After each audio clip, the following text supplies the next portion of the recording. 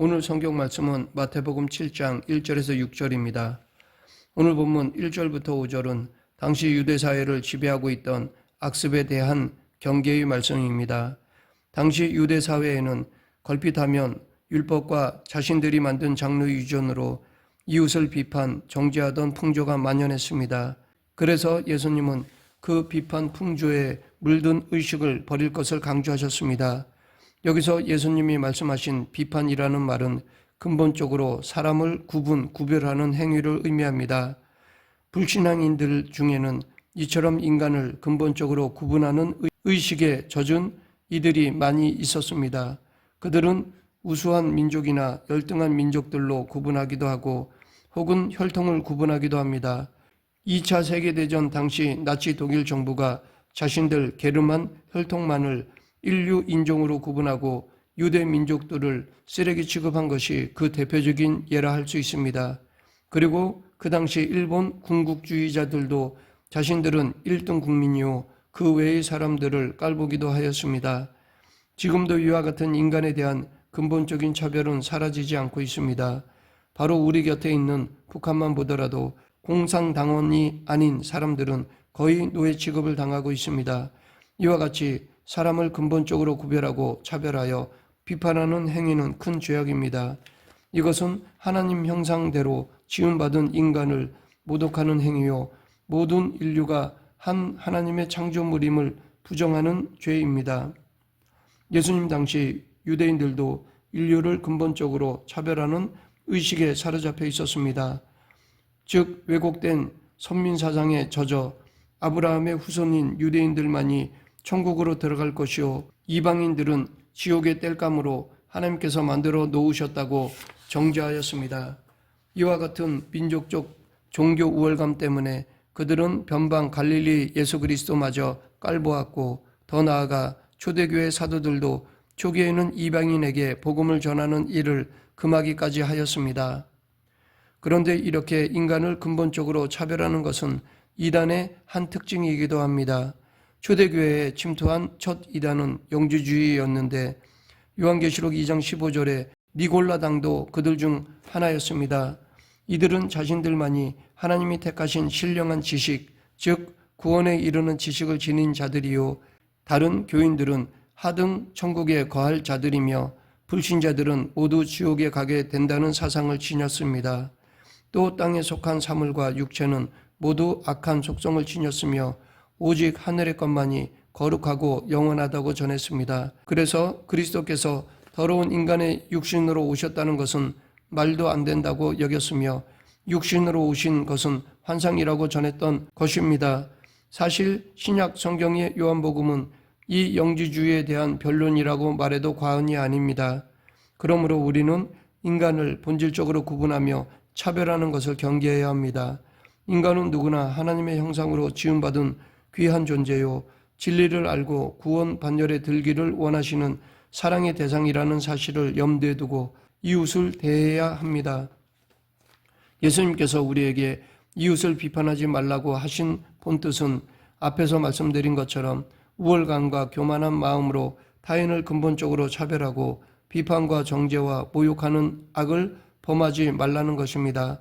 그러하기에 예수님의 이 말씀은 어떤 비판이든 무조건 하지 말라는 말씀이 아니라는 것입니다. 바른 판단과 비판은 성도에게 주신 하나님의 선물입니다. 즉 성령과 말씀 안에서 자기의 이성과 양심으로 선한 자와 악한 자를 구분하고 진리와 불의를 구분하며 하나님의 것과 세상의 것을 판단하는 능력은 필수적인 신앙인의 조건입니다. 이런 비판력과 판단력이 없으면 올바른 신앙생활을 할 수가 없습니다. 예수님도 양의 탈을 쓰고 오는 늑대 같은 거짓된 자들을 잘 판단할 것을 강조하셨고 말세에 나타날 적그리스도의 앞잡이인 거짓 종교인들을 분별할 것도 가르치셨습니다. 우리가 올바로 판단하고 비판하는 일은 자신과 교회를 보호하는 신앙의 방패입니다.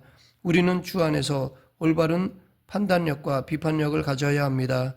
이를 위해 우리는 지혜의 근원인 성경 말씀을 연구하고 묵상해야 합니다. 계속해서 예수님은 남들을 함부로 판단하는 자들이 이웃을 판단한 그 내용대로 오히려 자신들이 심판을 당하게 될 것이라고 하셨습니다.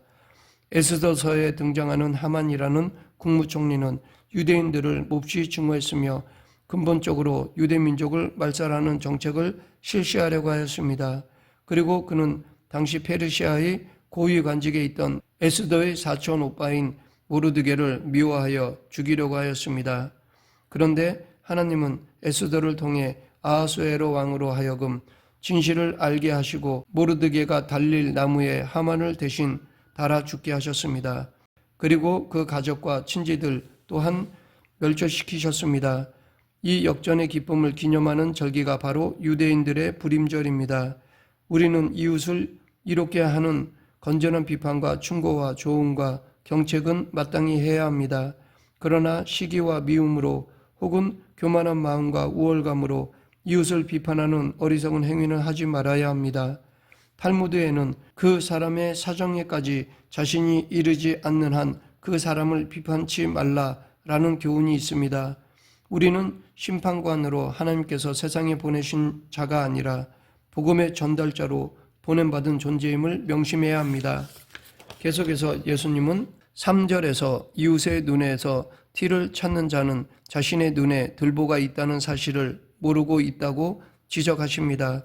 들보는 옛날 집의 기초가 되는 큰 기둥이나 대들보를 가리킵니다.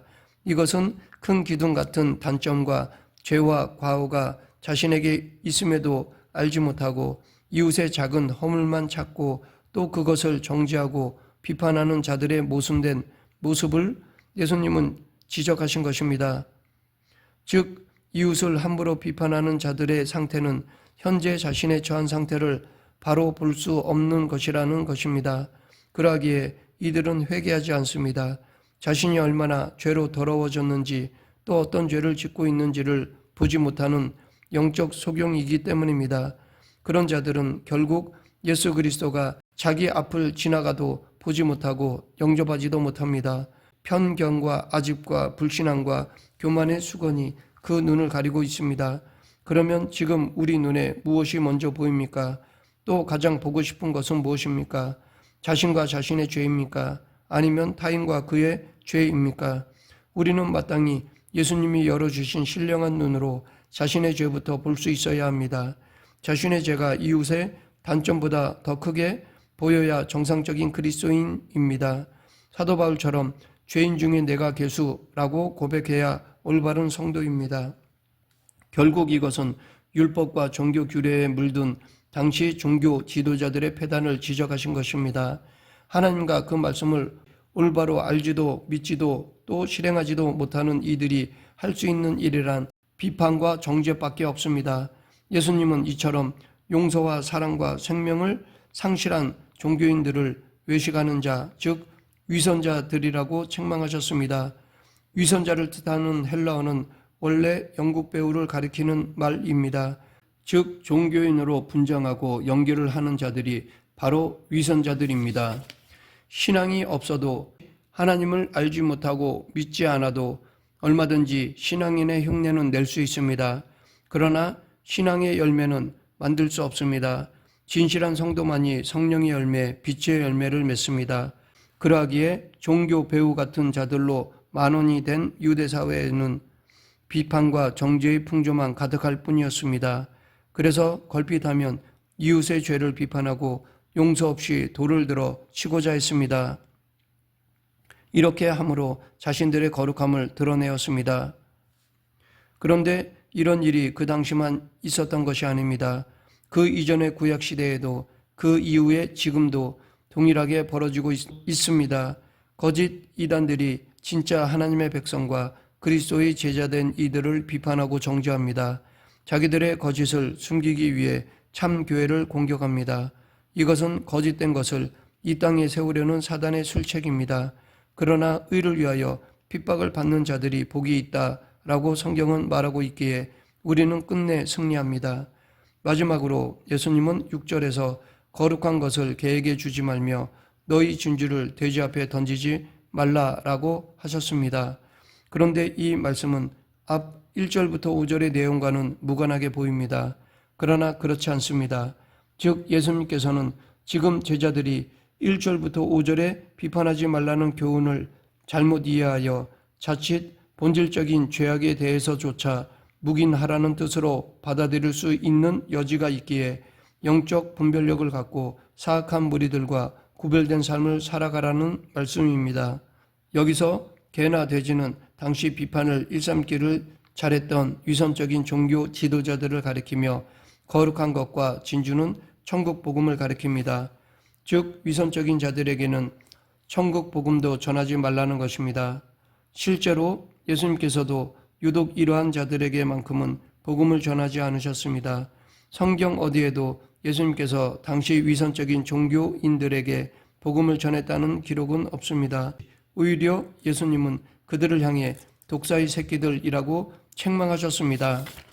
이들은 하나님의 거룩한 선물인 신앙과 그 백성으로서의 특권을 자기 이익의 수단으로 삼으려 했기 때문에 예수님은 그들에게는 복음을 전하지 않으셨습니다. 우리도 경건을 이익의 도구로 생각하는 자들을 멀리해야 합니다. 한 예로 사마리아의 마술사 시몬은 경건을 자기 이익의 도구로 생각한 대표적인 인물입니다. 그는 성령의 권능을 돈으로 사서 더욱 많은 돈을 벌려고 하였습니다. 그러나 베드로는 그를 엄하게 꾸짖고 회개할 것을 명했습니다. 이 사건 이후 우리는 기독교를 빙자해서 자기 이익을 추구하는 것을 시모니즘이라고 부릅니다. 교회를, 복음을, 성령의 권능을 자기 이익의 목적으로 사용하려는 자들이 다 여기에 속합니다. 우리의 신앙과 은사는 하나님께로부터 주어진 것으로 하나님의 사랑의 증표요 선물입니다. 이런 거룩한 것을 하나님을 업신여기는 자들에게 함부로 주지 않아야 합니다. 경계해야 할 사람에 대해서는 철저하게 자신과 그 신앙을 지키는 것이 성도의 참 자세입니다. 말씀을 맺겠습니다. 사람이 가꾸지 않는 밭에는 쓸모없는 잡초만 자랍니다. 당시 예수 그리스도의 은혜와 생명이 없는 유대 종교 사회가 바로 그런 상태였습니다. 위선과 비판과 정죄 풍조가 만연했습니다. 예수 그리스도의 은혜와 사랑을 외치지 않으면 지금 우리도 이들처럼 냉랭해지고 맙니다. 서로 비판만 하는 사단의 놀이터가 되고 맙니다. 그러므로 우리는 하나님의 은혜를 간구하고 예수님의 사랑을 실천하며 천국을 소망해야 합니다.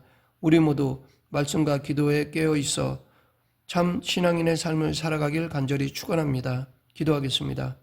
사랑과 은혜가 풍성하신 하나님 아버지, 하나님의 말씀으로 사랑의 공동체를 만들어가는 저희 모두가 되게 하여 주시옵소서. 예수님 이름으로 기도드립니다. 아멘.